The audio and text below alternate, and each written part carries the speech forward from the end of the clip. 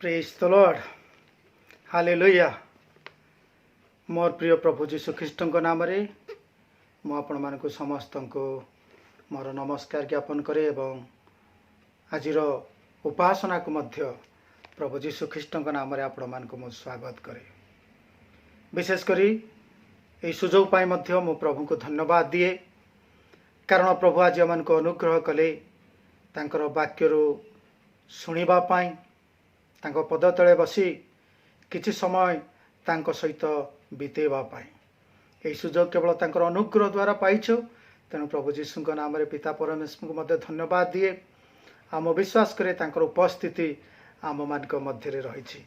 मोर प्रिय माने आसंतु आजिर वाक्य ध्यान निमंते जहा माने आज आलोचना करिबा ता माने पाइबा गीत संहिता 1 पदरु 6 पद।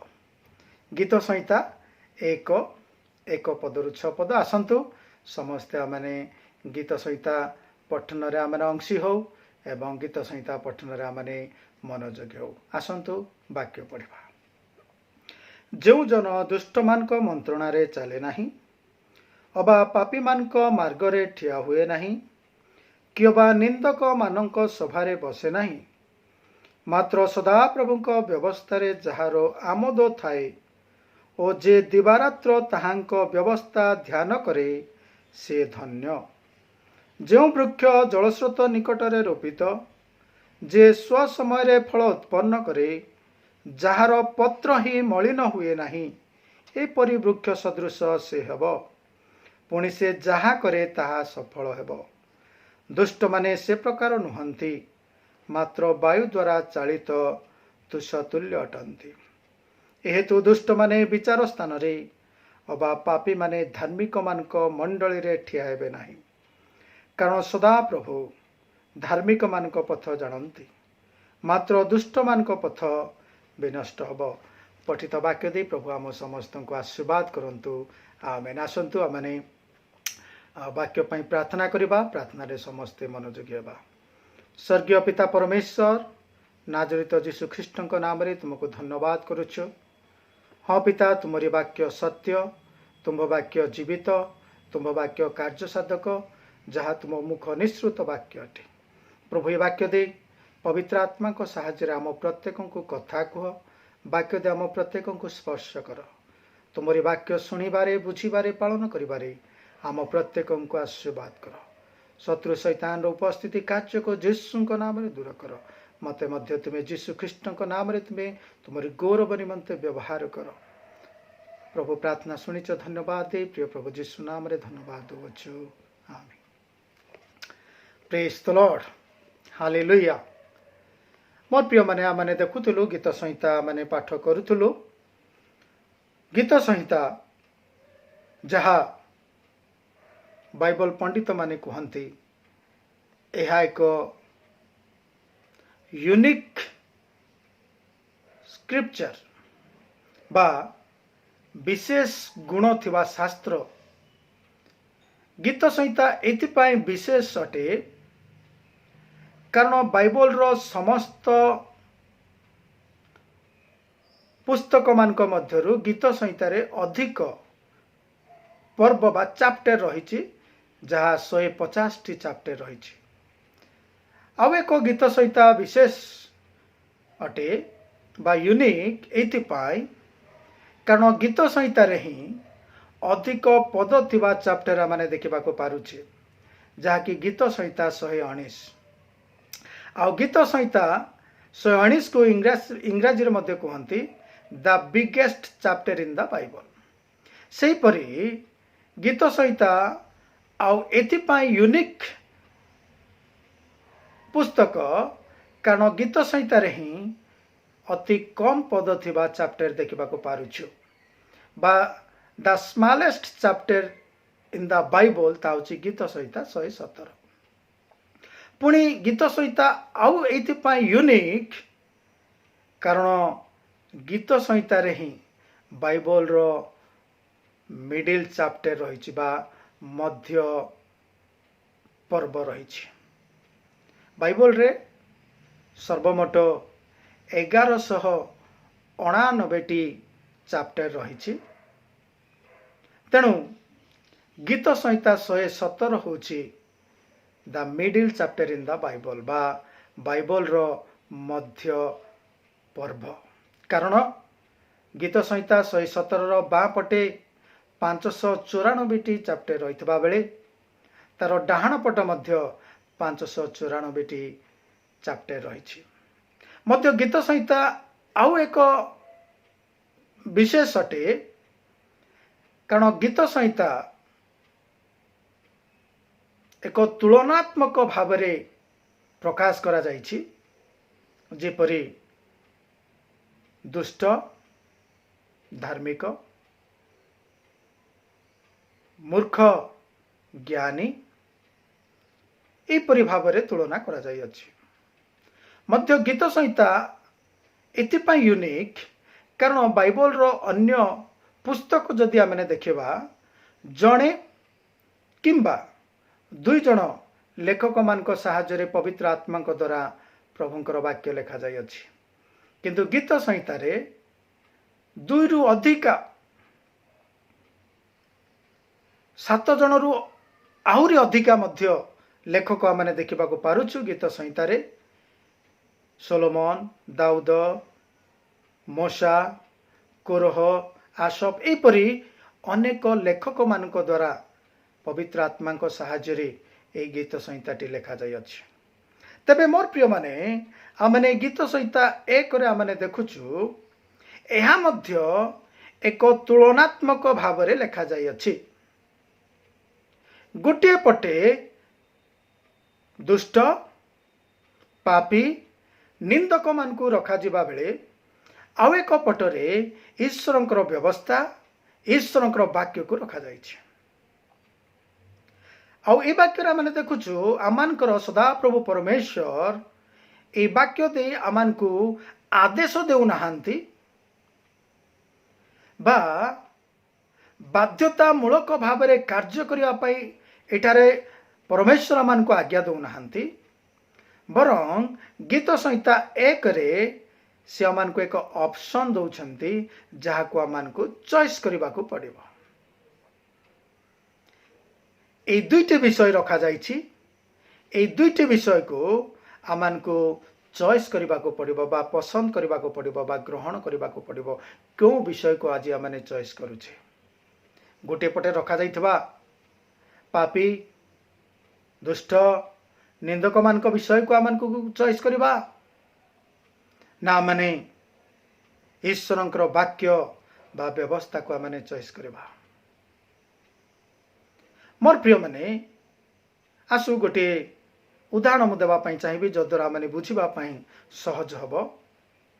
जदि आमाने लुगा दुकान जाऊ पैंट शर्ट किनिबा पई किबा साड़ी किनिबा पई, ताले दुकानी आमान को कौन करे से डिस्प्ले करी दिए जे you choice and you take, आपण पसंद करंतु आउ आपण नियंतु। दुकानी आमान को केबे बाध्य करे नाही सर आपण एटा ही नियंतु, से आमान को बाध्य करे नाही बरं से आमान को देखै दिए 1 by 1 सेथिरो आमान को चॉइस करबा को पड़े। ठीक से प्रकार गीत संहिता 1 रा माने देखुछु आमानकर परमेश्वर से आमान को एक चॉइस करबा पई कहउछंती क्यों विषय को आज आमाने चॉइस करबा। मोर प्रिय माने आज आपण क्यों विषय को चॉइस करिसंती? तर आज ए शास्त्रांश मु आपण मान को दुईटी विषय कहबा पई चाहिबी। गोटे विषय जदि आमाने चॉइस करूछे ताले कोन होछि एवं आ गोटे विषय को जदि चॉइस करूचे ताले कोन पाउछु। तबे मोर प्रिय माने आमाने देखुछु 1 2 तार 3 पद रे परि लेखा जाए, जेउ जन दुष्ट मान को मंत्रणा रे चले नाही, अबा पापी मान को मार्ग रे ठिया हुए नाही, किबा निंदक मान को सभा रे बसे नाही, मात्र सदा प्रभु को व्यवस्था रे जहार आमोद थाए ओ जे दिवारात्र ताहांक व्यवस्था ध्यान करे से धन्य। जो वृक्ष जलस्रोत निकट रोपित, जे स्व समय फल उत्पन्न करे, जार पत्र ही मलिन हुए नाही, ए परि वृक्ष सदृश हब। अर्थात मोर प्रिय माने जदि ईश्वरंकर वाक्य को आपण चॉइस करते ताहले आपण रिजॉइस पाइबे। प्रथम विषय, जदि ईश्वर वाक्य को आपण चॉइस करेंगे ताले आपण रिजॉइस पाइबे। कारण वाक्य आम देखुलु जो मैंने ईश्वर व्यवस्था को ध्यान करती से माने धन्य बोली लिखा जाए। जने व्यक्ति जिते बड़े धन्य हुए, द ब्लेसेड पर्सन हुए, से कौन दुख रे रहिबो ना आनंद रे रहिबो। मध्य जो व्यक्ति जलस्रोत निकटरे रोपित वृक्ष सदृश उपयुक्त समय रे फल उत्पन्न करुथबो, से आनंद पाइबो ना दुख पाइबो। जो व्यक्तिर जीवन एक वृक्ष, जो वृक्ष र पत्र मलिन हुए नाही, एपरि जदि से हेबो ताले से दुख पाइबो ना आनंद पाइबो। मध्य जे जहा करे ता सफल हुए ताले से आनंद पाइबो ना दुख पाइबो। ताहि माने देखिबा को पारुछु मोर प्रिय माने, जो माने ईश्वरंकर वाक्य को चॉइस करंती, तांकर वाक्य ध्यान करिबारे, तांकर वाक्य को वाक्य रे आमोद थिले, तांकर वाक्य को जो माने चॉइस करंती, ग्रहण करंती, से माने धन्य हंती। से माने उपयुक्त समय रे फल उत्पन्न करंती, जलस्रोत निकटरे रोपित वृक्ष पर्यटंती, सेमानकर पत्र मलिन हुए नाही, से माने जहा करंती ता सफल हुए। तेबे मोर प्रिय माने, आपण जहा करूछंती सेतिरे आपण सफल होउछंती ना विफल होउछंती। ये वाक्य रु प्रकाश करा जाए आपण को विषयटी को आज चॉइस करिछंती। जदि आपण जहा करूछंती सेतिरे विफल होउछंती ताले ईश्वरकर वाक्य को आपण चॉइस करि नाहंती। किंबा आज आपण जदि उपयुक्त समय रे फल उत्पन्न करि पारु नाहंती ताले ईश्वरकर वाक्य को आपण चॉइस करि नाहंती। किंबा आज आपणकर पत्र मलिन हेबारे लागिछि ताले ईश्वरकर वाक्य को आपण चॉइस करि नाहंती। आमने देखुछे मोर प्रिय माने, जदि जो माने से दुष्ट मान को मंत्रणा रे चलिबे, जो माने पापी मान को मार्ग रे ठिया हबा पाई, निंदक मान सभा रे बसी निंदा कथा हबा पाई ए विषय को चॉइस करिसंती, से माने कोन होचंती लेखा जाए, दुष्ट माने से प्रकार नुहंती, मात्र वायु द्वारा चालित तुल्य अटंती। ए तो दुष्ट माने विचार स्थान रे, अबा पापी माने धार्मिक मान को मंडली रे ठिया हेबे नाही, दे विल बी रिजेक्टेड। अर्थात ए विषय को जदि आपण चॉइस करिवे ताले रिजॉइस पाइबे नाही, रिजेक्शन। रिजेक्शन कहले अग्राह्य हेबे। कि अग्राह्य करिवे? ईश्वर अग्राह्य करिवे। मोर प्रिय माने, ईश्वर को ठारो अग्राह्य हबा केते दुखर विषय, केते अभिशापर विषय, केते परितापर विषय। आउ जो माने से दुष्ट पापी निंदक मान विषय को चॉइस करती से माने अग्राह्य हुंती। मध्य मैंने देखु वाक्य रे वायु द्वारा चालित तुष तुल्य। गोटे तुष जेपरी वायु द्वारा उड़ी जाए, गोटे तुष से रही पारे नहीं, वायु आसिले ताकू से उड़े कि नहीं जाए। मध्य ताकू तले मध्य लिखा जाए 6 पदरे, दुष्ट मान पथ विनष्ट हब। ये विषय को जो माने चॉइस करछंती सेमानकर पथ मध्य, जो पथरे से माने चालुछंती जाउछंती, से पथ को मध्य प्रभु विनष्ट करिवे।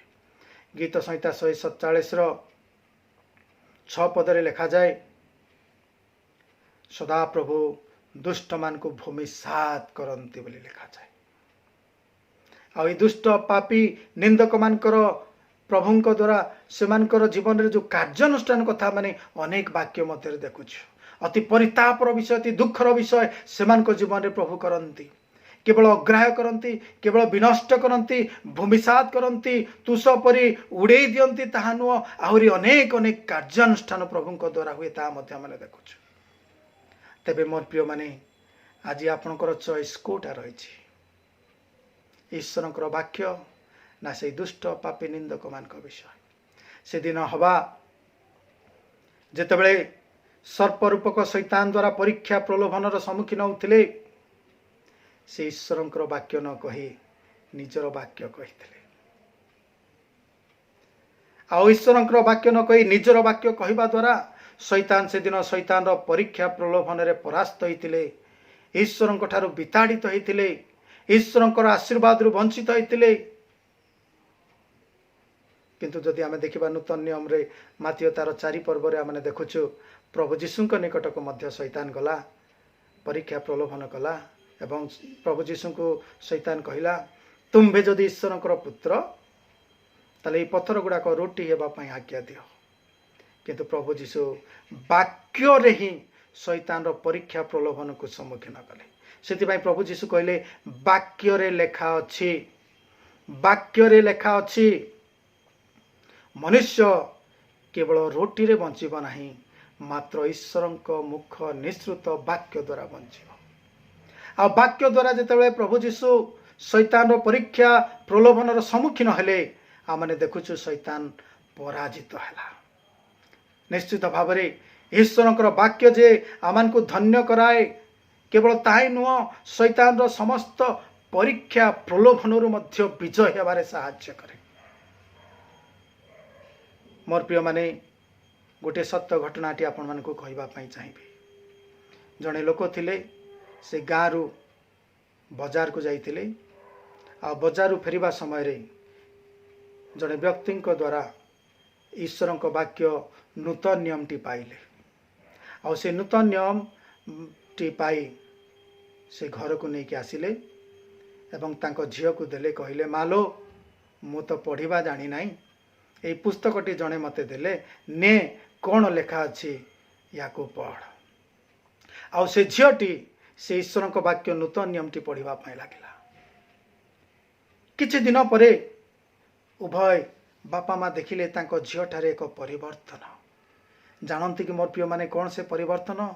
कारण तांको झील को मंद आत्मा प्रायतः आविष्ट है, से मंद आत्मा द्वारा झीलटी कष्ट पाउथला।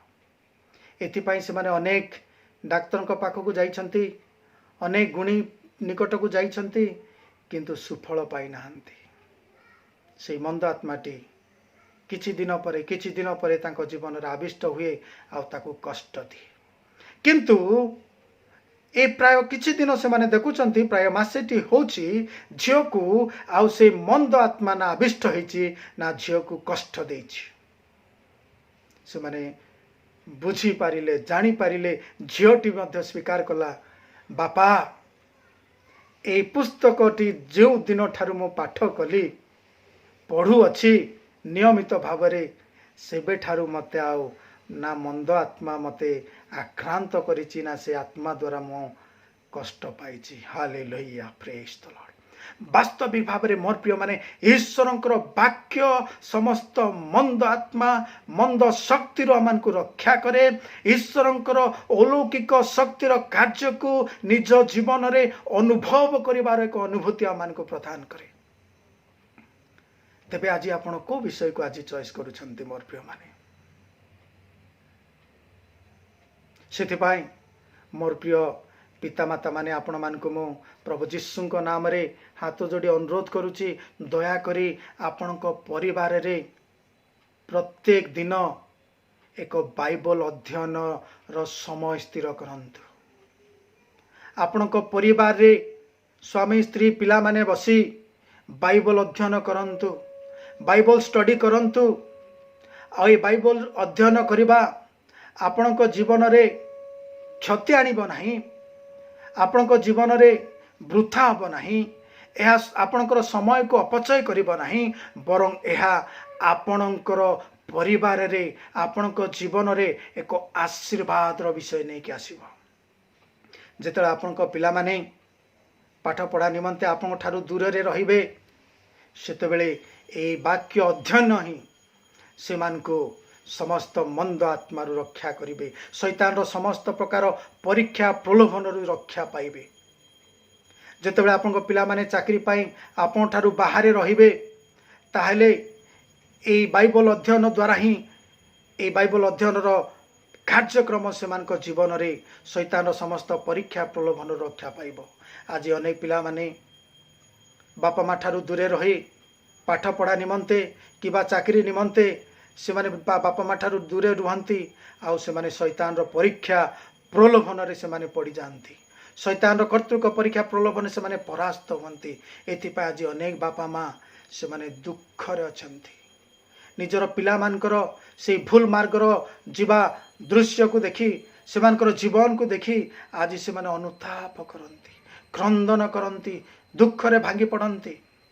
ଆଜି ଯଦି ଚିନ୍ତା କରିବା ସେ ଦାନିଏଲ କଥା, ସେଦିନ ସେ କହିଲେ এই ରାଜାର ଆହାର୍ୟ ଦ୍ରବ୍ୟ ଓ ପାନୀୟ ଦ୍ୱାରା ମୁଁ ନିଜକୁ ମୁଁ ଅଶୁଚି କରିପାରିବି ନାହିଁ। କାହିଁକି କଥା କହିଲେ ଜାଣନ୍ତି?